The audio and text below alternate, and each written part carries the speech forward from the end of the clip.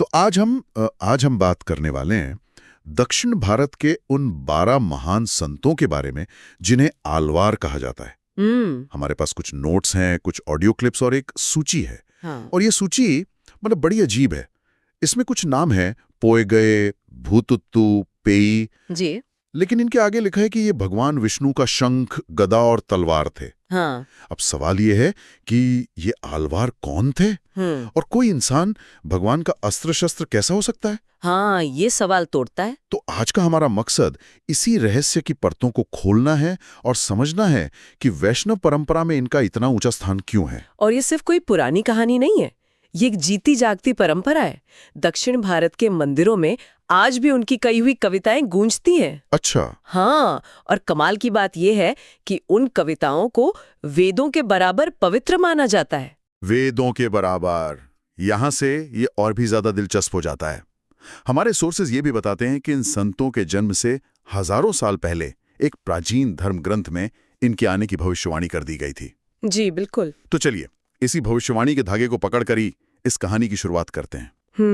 तो ये भविष्यवाणी मिलती कहाँ है? इसका कोई सॉलिड प्रूफ है हमारे पास? हाँ बिल्कुल है। इसका सबसे पुख्ता जिक्र मिलता है श्रीमद् भागवतम में। श्रीमद् भागवतम? जी, उसके 11वें स्कंद के 5वें अध्याय में। और ये कोई छुपी हुई बात नहीं, बहुत बहुत साफ साफ लिखा गया है। ओके, तो उन श्लोकों में ऐसा क्या कहा गया है जो सीधे सीधे इन संतों की तरफ इशारा करता है? उनमें एक बहुत हैरान करने वाली बात कही गई है। लिखा है कि सत्य युग और दूसरे महान युगों में रहने वाले लोग भी कलयुग में जन्म लेने की इच्छा करेंगे। एक मिनट, ये सुनकर थोड़ा अजीब लगता है क्योंकि हम तो हमेशा कलयुग को सबसे खराब, सबसे मुश्किल युग मानते हैं। हाँ, यही तो बात है। अच्छा था, एक गोल्डन एज थी, तो वहां के लोग इस कलयुग में क्यों आना चाहेंगे? यहाँ तो सिर्फ समस्या ही समस्या है। इसी में तो पूरा रहस्य छिपा है। भगवान कहते हैं कि ऐसा इसलिए होगा क्योंकि कलयुग में उनके बहुत से महान और निष्ठावान भक्त प्रकट होंगे। अच्छा।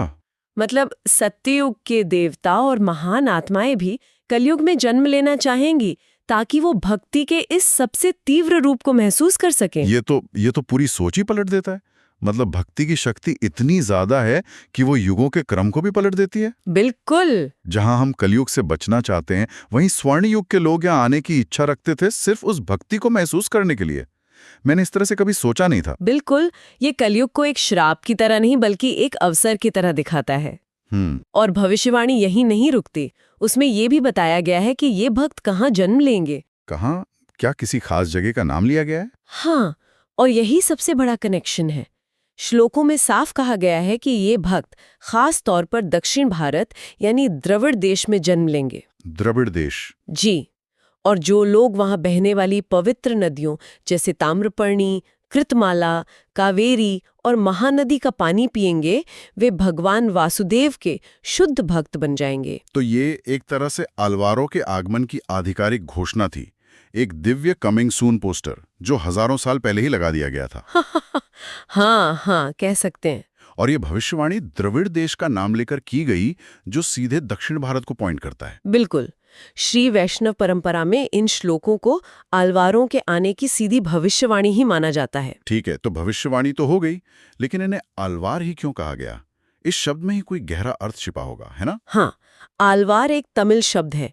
इसका मतलब है वो जो भक्ति में पूरी तरह डूबा हुआ हो। हाँ, आप कल्पना कीजिए जैसे कोई समंदर में गोता लगा रहा हो, बस वैसे ही ये संत भक्ति के सागर में गोते लगाते थे, इसीलिए इन्हें आलवार कहा गया। अच्छा। इन्हें एक और नाम से भी जाना जाता है, दिव्य सूरी। दिव्य सूरी, इसका क्या मतलब हुआ? दिव्य मतलब डिवाइन और सूरी का मतलब है देवता जैसा, यानी देवतुल्य संत। ओके। और उनकी सबसे बड़ी खासियत उनकी कविता थी।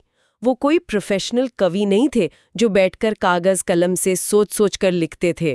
तो फिर ये कविताएं आती कहां से थी, अगर वो लिखते नहीं थे तो? ये कविताएं उनके अंदर से प्रकट होती थी।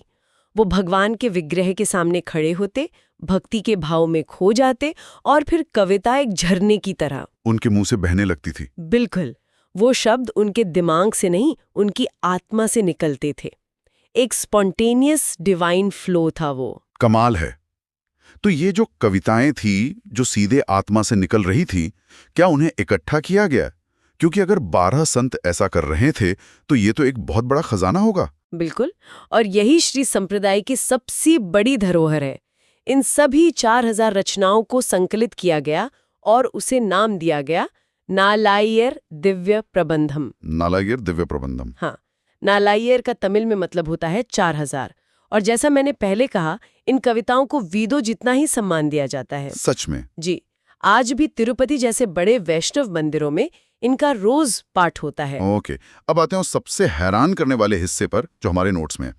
ये सिर्फ महान संत नहीं थे, बल्कि इन्हें भगवान विष्णु से जुड़ी चीजों का अवतार माना जाता था। ये कॉन्सेप्ट क्या है? मतलब ऐसा कैसे हो सकता है? यही वो बात है जो आलवारों को दुनिया के बाकी संतों से बिल्कुल अलग करती है। हर आलवार का एक दिव्य स्वरूप है। वो सिर्फ भगवान के भक्त नहीं, बल्कि उनके किसी दिव्य अंश का ही रूप है। चलिए, इसे समझने के लिए इन्हें कुछ ग्रुप्स में बांट कर देखते हैं। ठीक है। पहले ग्रुप में आते हैं भगवान के अस्त्र शस्त्र। भगवान के अस्त्र शस्त्र, ठीक है, बताइए। सबसे पहले 3 आलवार थे, पोयागया आलवार, भूतत्तु आलवार और पे आलवार। पोयागया आलवार का जन्म कांचीपुरम में हुआ था और उन्हें भगवान विष्णु के हाथ में रहने वाले 5 जन्य शंख का अवतार माना जाता है। भगवान का शंख? हाँ। दूसरे थे भूतत्तु आलवार, जिनका जन्म महाबलीपुरम में हुआ। वो भगवान की कौमुदी की गदा के अवतार थे। कौमुदी की गदा? और तीसरे थे पेई आलवार, जो माइलापुर यानी आज के चेन्नई में जन्मे थे और वो भगवान की नंदक तलवार के अवतार थे। एक मिनट रुकते हैं, ये कल्पना करना भी मुश्किल है। शंख, गदा, तलवार, ये तो शक्ति और कभी-कभी हिंसा के भी प्रतीक हैं। जी। उनका संत के रूप में जन्म लेना, जो प्रेम और भक्ति सिखाते हैं, इसके पीछे का दर्शन क्या है? ये तो चेतना की परिभाषा ही बदल देता है। आपने बहुत गहरा सवाल पूछा है। इसका असल मतलब ये है कि भगवान की शक्ति और उनकी भक्ति, ये 2 अलग चीजें नहीं हैं। अच्छा।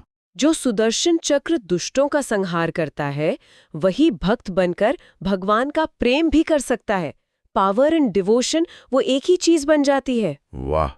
ये दिखाता है कि भगवान से जुड़ी हर चीज, चाहे वो निर्जीव ही क्यों न लगे, वो चैतन्य है और उसमें भी भगवान की सेवा करने की इच्छा है। मतलब भगवान की सेवा करने वाले अस्त्र भी भक्त बनकर आ गए। ये तो भक्ति की पराकाष्ठा है। बिल्कुल। तो इस ग्रुप में और कौन-कौन थे? इसी ग्रुप को आगे बढ़ाते हैं। तिरुमलिसई आलवार, जो सुदर्शन चक्र के अवतार थे। सुदर्शन चक्र? जी। फिर आते हैं तिरुमंगई आलवार, जो भगवान के सारंग धनुष के अवतार थे। तो शंख, गदा, तलवार, चक्र, धनुष, भगवान की पूरी आयुधशाला ही भक्त रूप में पृथ्वी पर आ गई। अब दूसरा ग्रुप क्या है अस्त्रों के बाद? दूसरे ग्रुप में आते हैं भगवान के आभूषण और चिन्ह, वो चीजें जो हमेशा उनके शरीर पर रहती हैं। जैसे थंडर डिपोडी आलवार, जिन्हें भगवान की वैजयंती माला का अवतार माना जाता है। फिर है तिरुपाण आलवार, ये भगवान विष्णु की छाती पर मौजूद श्रीवत्स चिन्ह का अवतार थे। उनकी माला और उनका चिन्ह भी, इसका मतलब है कि भगवान से जुड़ी हर वस्तु, चाहे वो कितनी भी छोटी क्यों ना हो, वो भी दिव्य है और उसमें चेतना है। बिल्कुल। और इसी ग्रुप में आते हैं कुलशेखर आलवार। वे केरल के एक राजा थे और उन्हें भगवान के गले में सुशोभित कौस्तुभमणि का अवतार माना जाता है। एक राजा? हाँ, एक राजा जो सब कुछ त्याग कर संत बन गया। उनकी कहानी भी अद्भुत है। ये तो वाकई फैसिनेटिंग है। अब तीसरा ग्रुप, इसमें कौन आते हैं? तीसरे और आखिरी ग्रुप में भगवान के सबसे करीबी साथी, उनके सहचर और सेवक आते हैं। ओके। इनमें सबसे पहले हैं पेरियालवार, जिनका जन्म श्री विल्लीपुत्तूर में हुआ। उन्हें भगवान के वाहन स्वयं गरुड़ का अवतार माना जाता है। गरुड़ देव, जो भगवान को अपनी पीठ पर लेकर चलते हैं। जी। और फिर आती हैं आंडाल, जो इन 12 आलवारों में एकमात्र महिला हैं। अच्छा, एक महिला आलवार भी थी? हाँ, उन्हें भूदेवी यानी पृथ्वी देवी का अंश माना जाता है। उनका जन्म भी श्री विल्लुपुत्तूर में ही हुआ था और पेरियालवार ने ही उन्हें अपनी बेटी की तरह पाला। ये जानना बहुत जरूरी है। उस समय के समाज में एक महिला का इतने ऊंचे आध्यात्मिक पद पर होना, यह अपने आप में एक क्रांति रही होगी। निश्चित रूप से।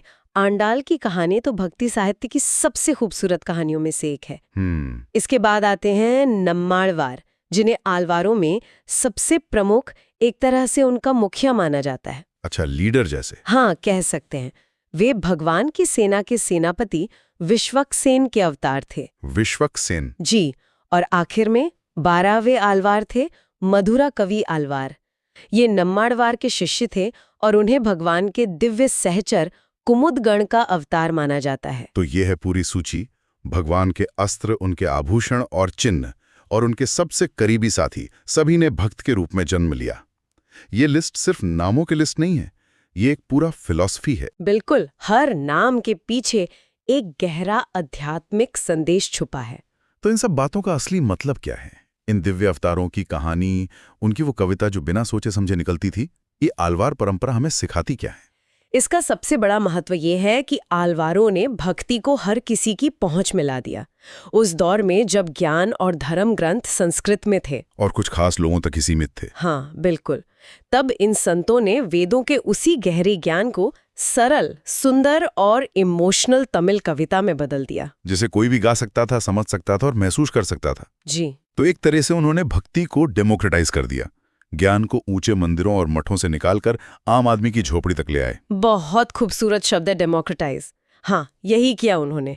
और जो हमने अवतारों की बात की, उसका महत्व ये है कि ये हमें सिखाता है कि भगवान की सेवा का कोई एक तय तरीका नहीं होता। जैसे भगवान की तलवार उनकी रक्षा करके सेवा करती है, वैसे ही उनकी माला उनके शरीर पर रहकर उनकी सेवा करती है। हर किसी का अपना एक स्वाभाविक तरीका है भक्ति करने का, कोई ज्ञान से, कोई कर्म से, कोई प्रेम से। और एक बात मैंने नोटिस की, ये सभी संत पूरे दक्षिण भारत के अलग अलग कोनों से आए थे।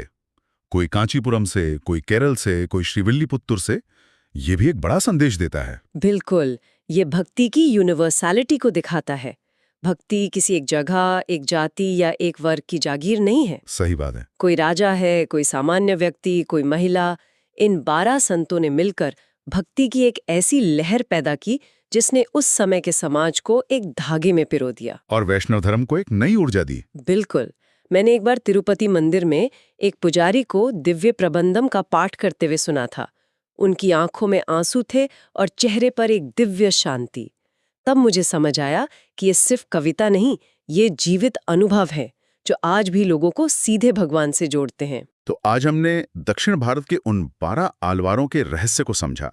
वे दिव्य कवि जिनकी भविष्यवाणी हजारों साल पहले श्रीमद् भागवतम में की गई थी। और हमने जाना कि वे सिर्फ संत नहीं थे, बल्कि भगवान के ही दिव्य अंश थे। उनके शंख, गदा, माला और यहाँ तक कि उनके वाहन गरुण भी भक्त बनकर पृथ्वी पर आए। और हमने ये भी समझा कि भक्ति की शक्ति इतनी बड़ी है कि वो युगों के नियमों को भी बदल सकती है और समाज की हर दीवार को तोड़ सकती है। जाते जाते एक विचार मन में आ रहा है। आलवारों की कविता सहज थी, स्पॉन्टेनियस। हाँ, वो भगवान के सामने खड़े होते थे और शब्द बहने लगते थे। बिल्कुल भाव से निकली हुई। हाँ, आज की दुनिया में जहां हम अपना हर शब्द, हर टेक्स्ट, हर ईमेल भेजने से पहले 10 बार सोचते हैं, हाँ, उसे एडिट करते हैं, एक परफेक्ट इमेज बनाने की कोशिश करते हैं। एग्जैक्टली। तो वहां अपनी किसी गहरी भावना या विश्वास को बिना किसी फिल्टर के बिल्कुल कच्चे और असली रूप में व्यक्त करने का अनुभव कैसा होगा? क्या हम आज भी उस तरह की सहजता पा सकते हैं? ये सोचने वाली बात है।